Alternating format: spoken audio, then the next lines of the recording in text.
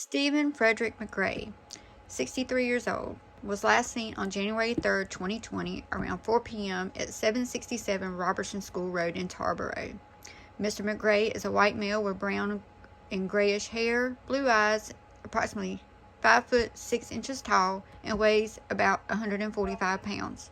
He has a staggering walk and also suffers from dementia. He was last seen wearing a white and gray t-shirt, blue jeans, white shoes with tape on them, a dark colored coat, and a hat.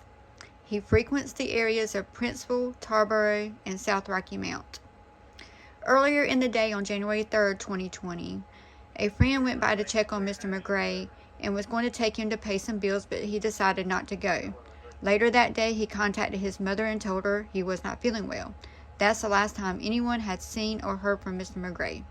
His son reported him missing a few days later. There are suspicious circumstances around his disappearance.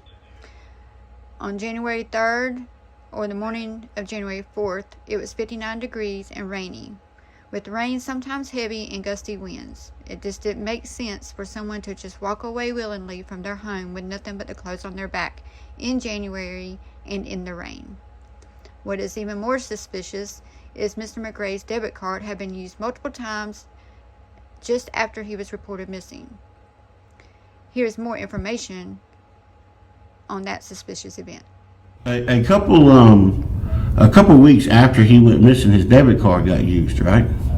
Actually, How long was it? his debit card was used on Sunday, January, let me get my dates right, Sunday, January 5th, and then Tuesday, January 7th. Okay, so he'd been missing for a couple days then. Right, and his debit card had been used. Yes, sir, his debit card was used. Tell us a little bit about that interesting plot point. We were able to contact the credit card company.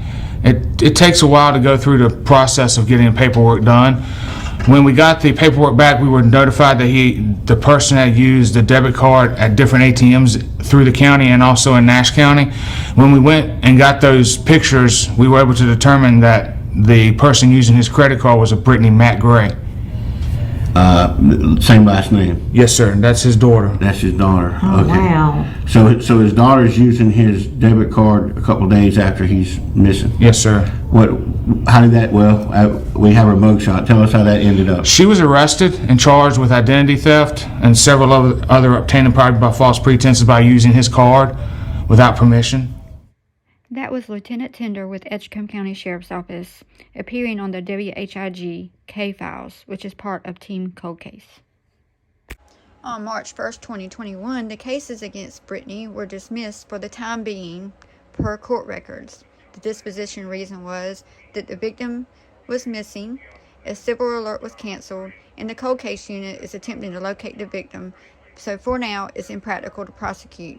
However, when the victim is found, she may be prosecuted. The Edgecombe County Sheriff's Office did a search for Mr. McRae on several occasions. In each occasion, they came up empty-handed.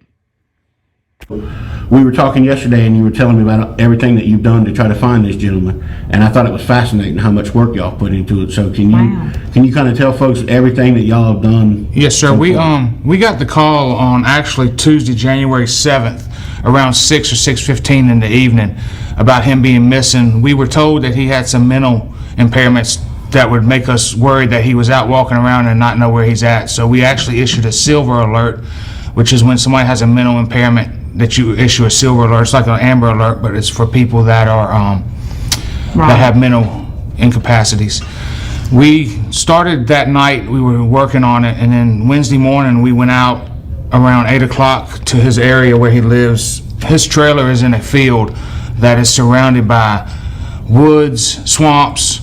There's a pond out there, so we wanted to make sure he wasn't out hurt in those fields.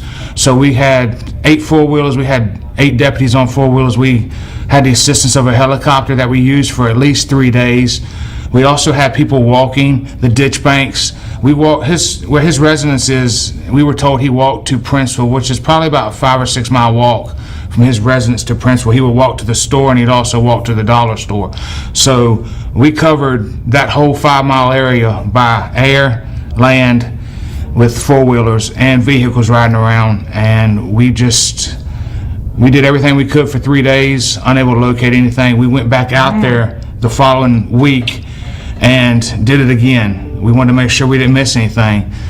We know he didn't have a vehicle, so we know he was walking. We were told that by family members. We were told that by his best friend that would come pick him up and take him to the store if he needed to go shopping. He had talked to his family on Sunday. He talked to some of his family members Sunday and said he wasn't feeling good. That's what brought our attention to maybe he's out in the field somewhere. He walked away from home and he didn't know how to get back. He fell down. He got injured. We wanted to make sure that he was okay. If he was out in the field, we wanted to get him help as quick as possible. So we did. We also had a dive team come out and put a sonar into the pond that was probably 200 to 300 yards behind his house. We did that, and negative results. They didn't find anything in the pond. That's pretty much what we did. Like I said, we worked on this. We worked on trying to find him for several weeks. That's a lot. Yes, sir. We actually went back in March or April, and we figured maybe the fields were cut, or the trees were shorter, or anything. We were just trying to figure out. Right. So we went back out there again with negative results. So we still are actively looking for him. If you have any information on the disappearance of Mr. McGray, call Team Cold Case at 252-406-6736. All tips do remain anonymous. There is a reward up to $15,000 for information that results in the arrest of the person or persons responsible for the disappearance of Mr. McGray.